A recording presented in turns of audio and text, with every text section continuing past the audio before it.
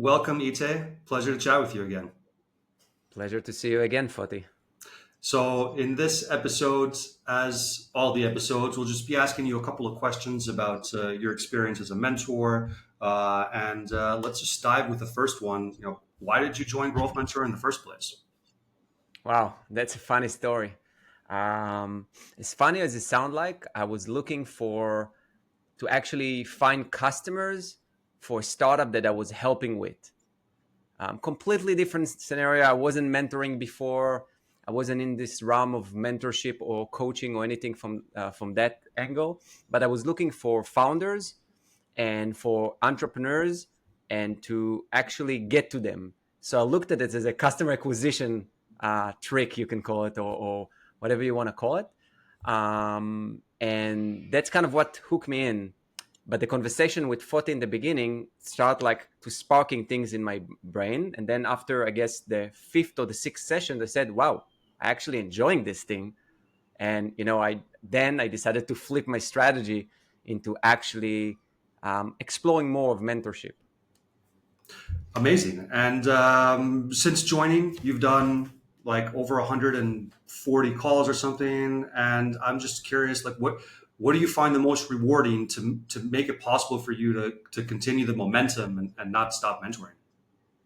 That's a good question. I guess I had a few steps and a few, I would say, opportunities for myself. At the beginning, I was excited because I learned so much super fast. Every call, I learned about a new business, a new startup, a new person, a new perspective to things that I haven't had any chance to learn. So it was like, increase my horizon in terms of learning.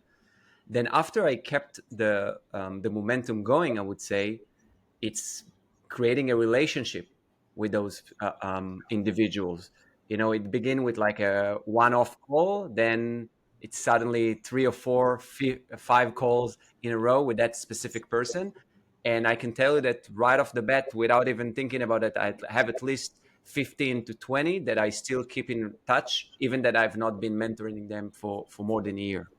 So that's kind of like my 2 cents. And how do you guys stay in touch? I mean, do they reach out to you and ask like follow up questions, give you updates, or do you proactively reach out to them and ask for updates yourself? So in the beginning, it was like keeping the relationship on the platform, which was amazing and easy to use the chat there and to keep keep people engaging. But after that, I guess we got connected on LinkedIn and on emails and things from that nature. And every period, like I think it was like balance 50-50%. So, sometimes I reach out to catch up. Sometimes they want to update me with great news. Sometimes it's a help, mutual help. I help them, they help me. So it can be Yeah. a request that sparkle another conversation for us. So it was fun. Do you have a specific methodology or formula that you use when you do your sessions? I guess it's not methodology, but the framework that I'm looking into is learning. First session is learning about the mentee. So at the end of the day, it doesn't matter how big or different the problem is. The mentee can only see it from their perspective. So I would say my first thing to do is understand the other side perspective. And the way I do it is I'm not looking in the tactical aspect of, oh, I got to this metric, to this metric, to this KPI, but more about what are they choosing to talk about? What angles are they like proceeding? So folks, first of all, they can share with me, let's say, a lot of challenges, a lot of things that bothering them. They choose to talk about this and not this. So this way I can kind of read where they want the help with, and I'm trying to focus on what they request me. And I think this is the magic of one-on-one versus one-to-many forms, where you can actually listen to the subcontext of the whole conversation.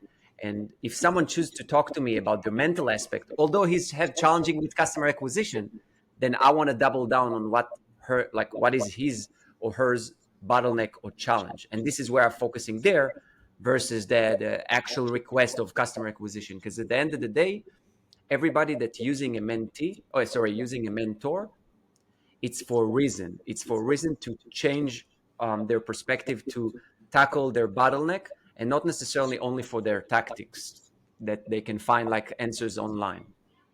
Yeah, I remember our first call when I booked a call with you as a mentee to discuss the Growth Mentor product roadmap. You really put a big emphasis on strategy, right? Like you weren't really too interested in learning too much about specific tactics that I was talking to you about before we really understood the strategy. Can you tell me a little bit more about strategy and what that means to you as a mentor? Sure. So the way I look at strategy is very simple, is without like strategy is a win into the future. So it cannot be a task and it cannot be something very specific. It's about solving a problem. So first of all, before you're going and solving any problem, you want to understand the problem, right? That's the first stage of any strategy. Is basically the diagnose of the problem. Once you understand what you want to solve, the Mhm. problem, the situation become easier, right? If I want to focus, and then you understand what can impact you to actually solve it. So that's the second part of a strategy, which call guiding policy. What are those guiding policies that I believe in, that I want to, that I feel I can win after I analyze the problem to the deepest level in terms of trends, in terms of landscape, in terms of from all angles. Once I have this few principle or guiding principles that I know gonna help me win. For example, Jeff Bezos said for his principle is customer first. Okay, that's one of his principles. So no matter what his strategy will be, this principle will help him win.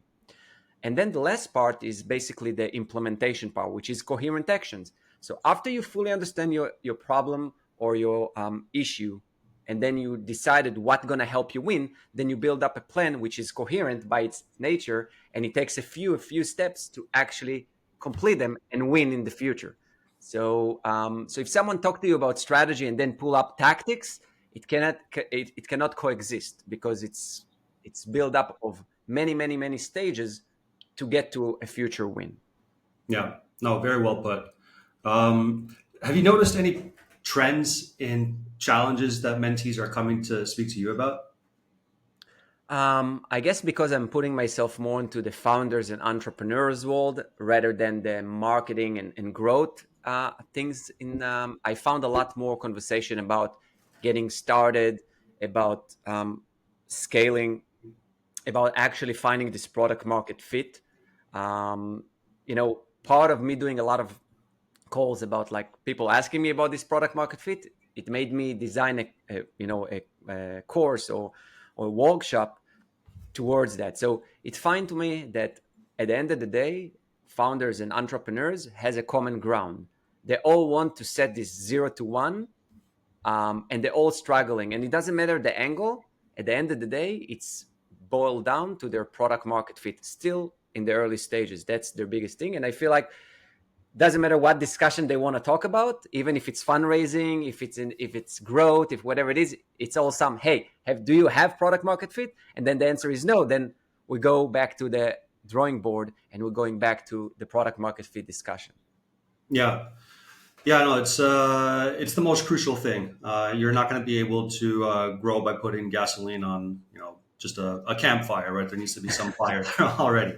For sure. Um, I'm curious, after your mentorship sessions, like how do you measure success of them? Like, what does success look like to you with a mentor-mentee relationship?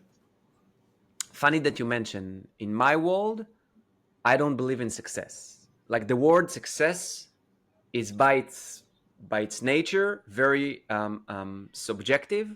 So today's success is having being great in AI, and 10 years ago or 5 years ago, it's to have a startup, and then 5 years from now, it's probably going to be being a creator. So success in what we call in the West success, it's dictated by society, by the current stage that we are at in terms of uh, um, financially and things from that nature.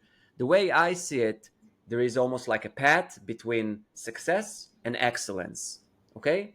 And the best way to describe it is if everybody here watched the Forrest Gump movie.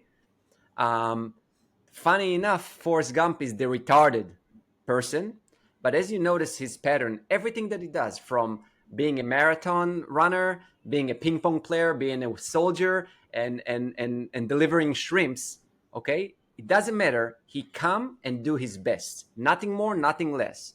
That's called excellence. Doesn't matter what you do, you try and you optimize to do your best. Now, that's for me the only path. So if you look for success, you then dependent on how the others think of you, which is called object referral. I prefer to stay on what I can do the best. So if you ask, going back to your question, I can only do my best. So if I prepare and gave everything that I can, and Yeah. I learn from feedbacks of my mentees as I go along, then I did my best.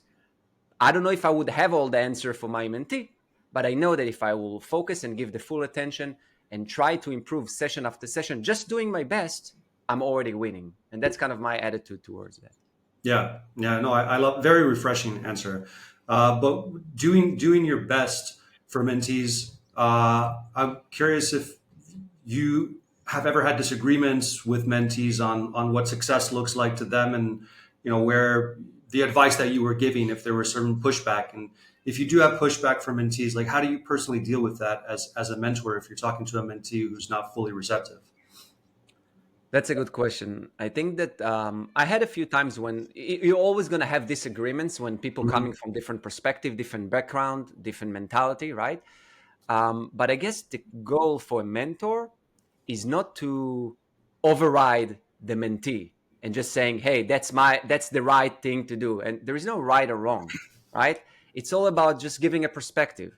And what I'm trying to bring into the conversation is just a perspective.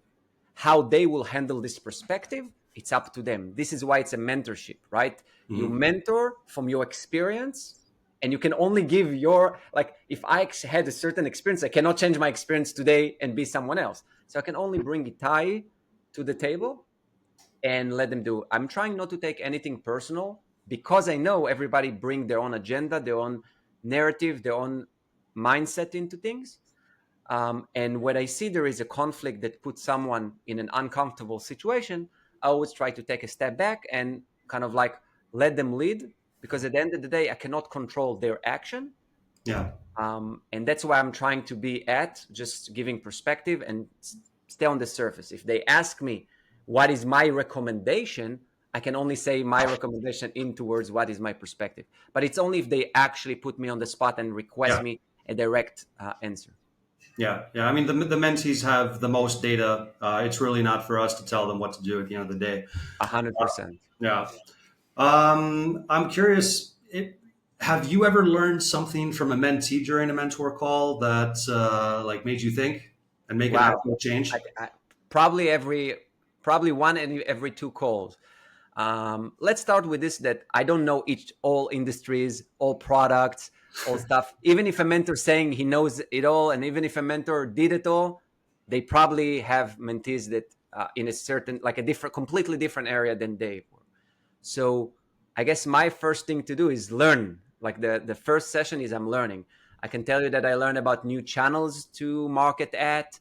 I learned about new abilities in terms of products and technology. I learned about new industry that I haven't even thought about it, which made me think about, hey, maybe I want to get into this industry. It's super interesting, not necessarily as a competitor, but I'm saying in general.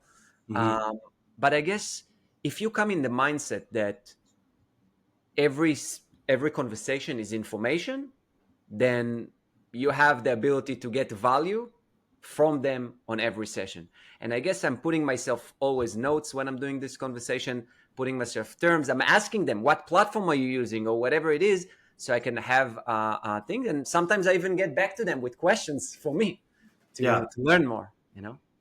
I always feel like when I'm mentoring, I enrich my already pre-existing knowledge, right? And I add an extra tint to it, like a little bit more nuance to it. No, for sure, for sure. And I feel like the moment you have a good relationship with a mentee, it's become like an immediate brainstorm session Yeah. for both sides, like ping pong. And it's So fun. yeah, exactly. It's fun and it's enriching, as you mentioned, because if I would have a single point of information, it's flat.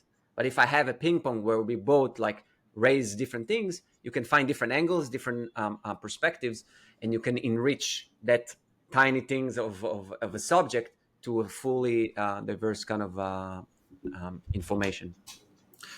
100%. And you've also used the platform as a mentee. So you've spoken with a variety of mentors for some of your own side hustles, which I think you've got like more than two in the oven at any given point. Yeah, I'd love to hear a little bit more about what you're working on right now. Yeah, just to mention, right now as we speak, I probably have two in my pipeline in terms of calls with two different mentors. And this was one of the most viable thing in Growth Mentor, the ability to talk to other mentors. And again, it's not like we are above anybody. It's like we're always learning. We're always students of life. So it Yeah. was amazing experience. In terms of what I'm working at right now, I actually created like a productivity tool for writing online. It's more of like a short form content, as like quick reply on an email, to write a post, to engage with people on social media and things from that nature, just What's to it called, create Itay? productivity. It's called 2/ as the number 2 and slash .ai. And I feel like it also came from a lot of calls that I have where people are like, there is people that knows about AI and there is people that don't, and the people that don't want to learn, but to learn it takes them a while. So I try to create like a shortcut for people that don't want to learn and want to be productive by using the power of AI for a certain task, not necessarily to change the landscape here, but just to give them a little bit more productivity as they go along. Yeah. No, I've used it and it's super cool. So the concept though is you're on like a tweet, for example, replying, and you can just hit slash slash, and then a little modal will pop up and it'll say like, what do you want? What style do you want it in? Like your comments, or how's that work? So it's blended in with like commands, or it's prompts, but we call it commands, where we already gave you everything you need to know. So you have a different library of commands that can be from like answering in a smart way to a comment or a tweet, or write a LinkedIn post, or craft a reply email, or whatever it is. So it's Mhm. taking in consideration the medium, the what you want to achieve. You changing the tone that you want to. We also try to personalize your writing in the beginning of the experience. So we want you to write a sentence and give us more context so we know how you write. And also you describe what length do you want. And within that field, right there on LinkedIn or on Twitter, you can actually generate a response. Again, I don't want to say that AI solve everything, but at least it's giving you like the block that you have maybe in writing, and it's giving you that 60-70% good content, so you can either iterate or do things, but it's saving you a lot of the 0 to 1 to actually create something, and give you also ideas and things from that nature to evolve. And with this, I would say, crazy amount of writing we write online every day, from posts to tweets to emails to blog posts, and it become too much for you to always kind of think about something new, and you need that, I would say, that catalyst of something that to drive you to write.